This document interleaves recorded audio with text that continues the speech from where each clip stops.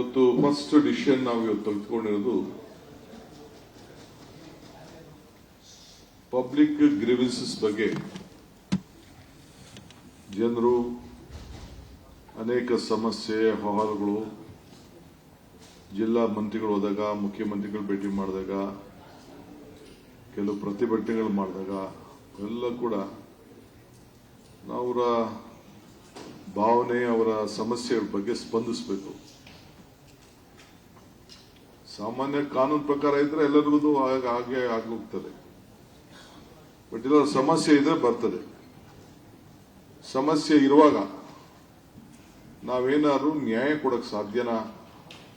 ನಮ್ಮಿಂದ, ಅಧಿಕಾರಿಗಳಿಂದ ಯಾರ್ದಾದ್ರು ತಪ್ಪಿತ್ತು ಅಂತಂದ್ರೆ ಅದನ್ನು ರೆಕ್ಟಿಫೈ ಮಾಡಕ್ ಆಗ್ತದ ಅನ್ನೋದು ಬಹಳ ಮುಖ್ಯವಾದಂತ ವಿಚಾರ.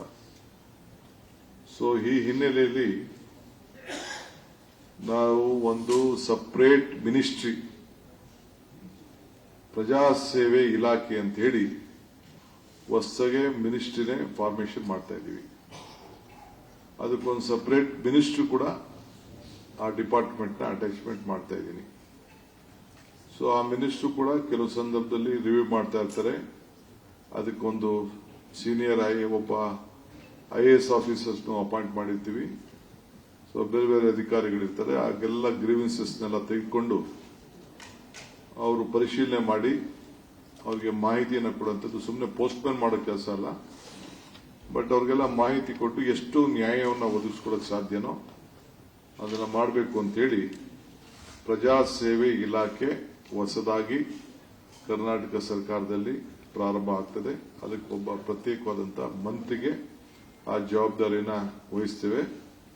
ಕೆಲವು ಮಿನಿಸ್ಟರ್ಸ್ ಹೋದಾಗ ಅರ್ಜಿ ಕೊಡ್ತಾರೆ, ನನಗೆ ಕೊಡ್ತಾರೆ. ಅದೆಲ್ಲ ಕೂಡ ನಾವು ಅದನ್ನ ಆ ಇದಕ್ಕೆ ತೆಗೆದುಕೊಂಡು ಬರ್ತೇವೆ. ಸೊ ಆಲ್ ಮಿನಿಸ್ಟರ್ಸ್ ಎಲ್ಲರೂ ಕೂಡ ಈ ಇಲಾಖೆ ಒಳಗಡೆ ಎಲ್ಲ ಡಿಸ್ಟ್ರಿಕ್ಟ್ ಮಿನಿಸ್ಟರ್ಸು ಪ್ರತಿಯೊಂದು ಅಸೆಂಬ್ಲಿ ಸೆಗ್ಮೆಂಟ್ಗೆ 224 ಕ್ಷೇತ್ರಕ್ಕೂ ಕೂಡ ಆ ಜಿಲ್ಲಾ ಮಿನಿಸ್ಟರ್ಸ್ ಯಾರಿರ್ತಾರೆ ಒಂದೊಂದು ವಾರಕ್ಕೆ ಒಂದು ದಿನ ಕಂಪಲ್ಸರಿ ಹೋಗಿ ಅವರು ಆ ತಾಲೂಕುಗಳಲ್ಲಿ ಇದನ್ನ ಸಭೆಗಳನ್ನು ನಡೆಸಬೇಕು. 5 ಡಿಸ್ಟ್ರಿಕ್ಟ್ ಬರ್ಬೋದು, 6 ತಾಲೂಕು ಬರ್ಬೋದು, 8 ತಾಲೂಕು ಬರ್ಬೋದು, 10 ತಾಲೂಕು ಬರ್ಬೋದು.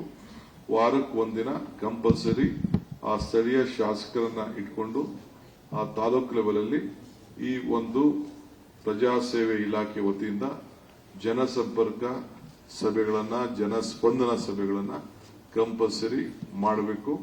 ಅಲ್ಲಿಂದ ಕೂಡ ತಂದು ನಾವು ಅದನ್ನ ಈ ಒಂದು ಇಲಾಖೆ ರಿವ್ಯೂ ಮಾಡುವಂತ ಕೆಲಸ ಮಾಡ್ತೇವೆ. ಅದಾದ್ಮೇಲೆ ಶಾಸಕರಿಗೆ ಏನು ಅಂತ ಅಂದ್ಬಿಟ್ಟು ಅವ್ರದ್ದೇನು ಜವಾಬ್ದಾರಿ ಇರ್ತದೆ ಅಂತ ನಾನು ಡೀಟೇಲ್ ಪ್ರೋಗ್ರಾಮ್ನ ತಮಗೆ ನಾವು ತಿಳಿಸ್ತೇವೆ. This is one of the major decisions ಇವತ್ತು ನಾವು ತೆಗೆದುಕೊಂಡಿದ್ದೇವೆ.